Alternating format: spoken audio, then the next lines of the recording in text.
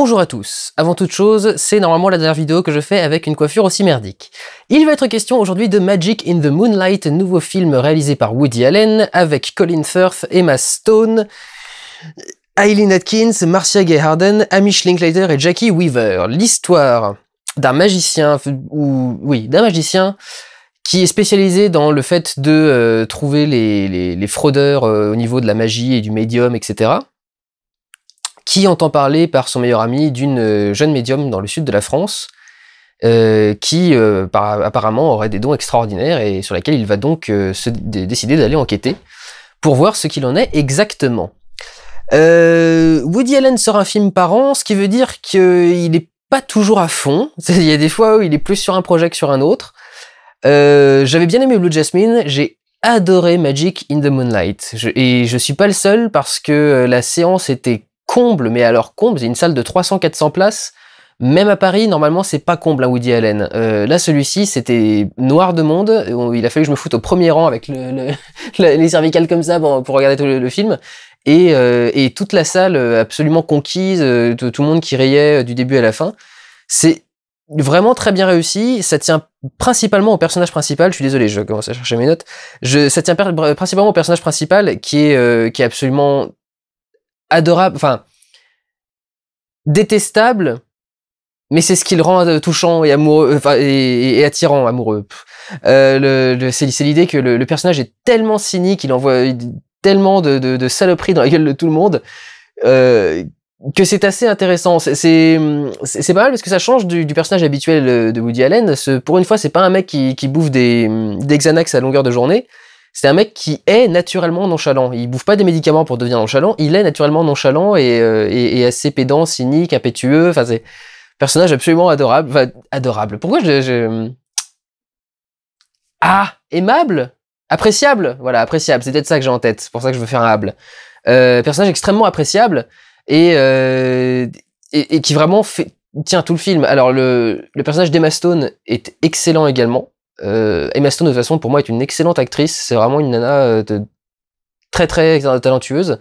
Malheureusement elle n'a eu l'occasion jusque-là que de le prouver dans des films un peu auteurs ou alors tellement barrés, dans des films blockbusters, je dis l'inverse de ce que je veux, ou tellement barrés comme Movie 43 que personne n'a reconnu la performance d'acteur.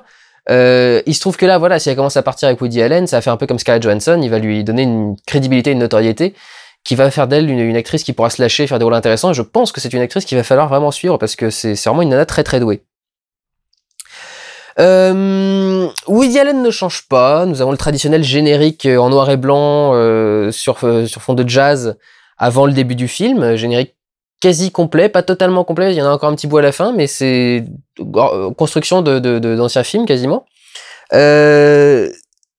Woody Allen, c'est compliqué parce que ça a l'air extrêmement simple vu comme c'est fait, mais en même temps, en fait, en vérité, c'est très compliqué. C'est-à-dire qu'il y a des mouvements de caméra qui sont très très élaborés et que il faut avoir un œil entraîné. Quand je les ai vus arriver, je me suis dit ça devait pas être évident à faire celui-là, mais par exemple, les deux personnages sont en train de marcher sur une petite allée de gravier.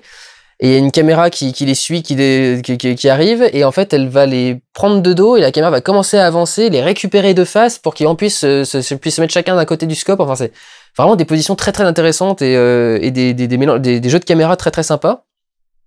Il y a toute une notion, en fait, le champ contre champ est très important dans ce film. C'est-à-dire que si vous faites bien attention, la caméra ne fait que de longs plans séquences, sauf quand les personnages sont en conflit. Quand les personnages sont en dispute, là on passe à un champ contre champ. C'est-à-dire que les personnages il y a un choc frontal. C'est-à-dire que soit les personnages sont du même avis, ils sont dans le même cadre, ou alors ils font que rigoler, etc. Mais dès qu'ils commencent à comparer des avis et à débattre, là on passe en champ contre champ, un personnage, ensuite l'autre, un personnage, ensuite l'autre, etc., etc. Et c'est ça qui est intéressant à voir parce que c'est à quel moment est-ce qu'on ne le fait pas? Et ça dit plus de sens que les moments où on le fait, en fait, presque. Donc ça, c'est aussi quelque chose d'intéressant à regarder. Pareil, il y a une notion comme ça de qui gagne sur l'autre. Il y a un champ contre champ, un moment, sur une voiture, avec deux personnages, pareil, un qui conduit le passager. Et en fait, la caméra a trois positions. Il y a une position au milieu, où il y a les deux personnages dans le cadre. un champ à gauche très très serré sur un personnage, un contre-champ à droite très très serré sur un personnage, et en fait la caméra change de place autour de la voiture au fur et à mesure que la conversation marche. C'est-à-dire que tant que c'est le personnage qui est ici, on va dire, suivez mon doigt, tant que c'est le personnage qui est ici qui domine la caméra, le film par ici. Quand ils sont à peu près d'accord, la caméra se met au milieu. Et quand ils finissent par être, quand ce personnage-là gagne, à ce moment-là, la caméra passe de son côté à lui, et c'est lui qu'on filme à chaque fois. C'est là que se trouve le point de rencontre des angles. Donc quelque chose de très intéressant, mais d'indicible quasiment pour un public qui est non initié. Alors, oui. Film aussi à décor. Je vais finir là-dessus pour les astuces de réalisation. Les astuces de réalisation. Il filme beaucoup ses environnements et ses décors. Je pense qu'il a adoré la Côte d'Azur.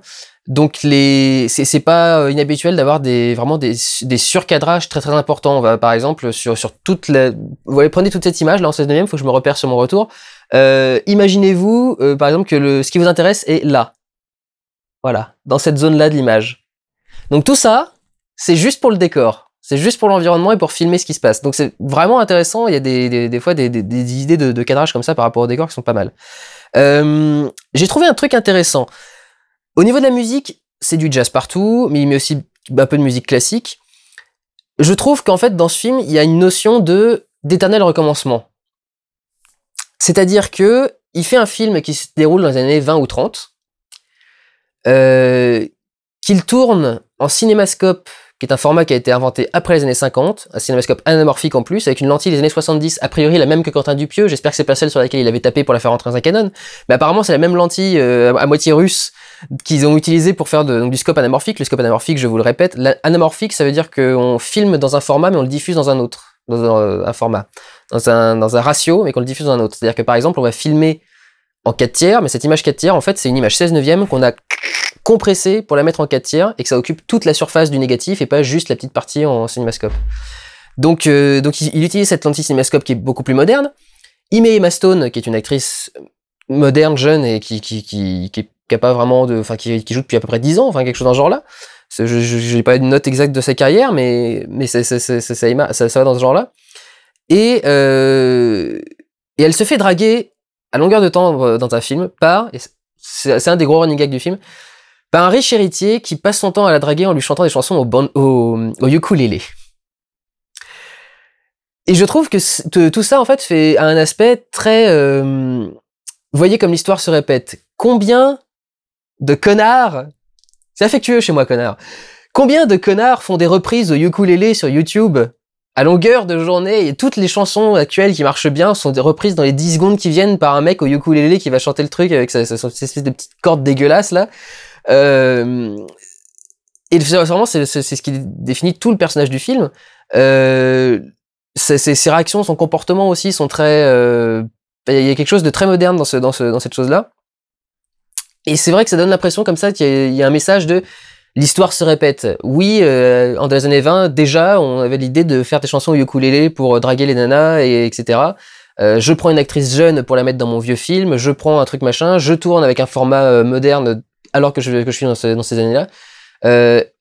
Et en même temps, il a un vrai goût pour cette époque, parce que aussi bien au niveau du grain de pellicule qui est très intéressant, mais la lentille elle-même font que il y a un côté très très pellicule. C'est-à-dire que c'est pas du film pellicule moderne avec des pellicules extrêmement sensibles qui sont presque aussi définies que le numérique. C'est de la pellicule, c'est surtout la lentille d'ailleurs qui à mon avis qui fait ça, qui donne un sentiment de flou un petit peu. Alors ce qui rajeunit Colin Firth d'au moins 5 ou 10 ans. Les acteurs, les vieux acteurs détestent le numérique parce que ça montre tous les défauts de la peau. Et alors qu'avant en pellicule on pouvait avoir l'air jeune beaucoup plus longtemps que ça. Donc Colin Firth a récupéré 10 ans de moins. Emma Stone a l'air d'avoir 15 ans du coup, mais il y a ce côté comme ça, il assume quand même pleinement le fait de tourner à cette époque-là, au niveau des décors, au niveau des costumes, au niveau des musiques, parce que musique classique et jazz c'est quelque chose de très local à cette époque-là, et en même temps il y a une modernité qui vient dans le film et qui est assez intéressante, et évidemment il faut quand même le dire, ne serait-ce que pour terminer, le film est hilarant, le film est très très drôle, les relations entre les deux personnages sont vraiment très très sympas. Et en plus, il a une construction plutôt intéressante parce que au final, il va quand même dans la direction de n'importe quel film, mais d'une façon qui est vraiment plus original et moins déjà vu que la plupart du temps. On a moins l'impression de se diriger vers ces issues classiques de scénarios américains de base. Donc encore une fois, un excellent boulot. Après, il n'a plus rien à prouver, Woody Allen. La seule question, c'est est-ce qu'il était en forme ou pas. Et ben, il était très en forme pour Magic in the Moonlight.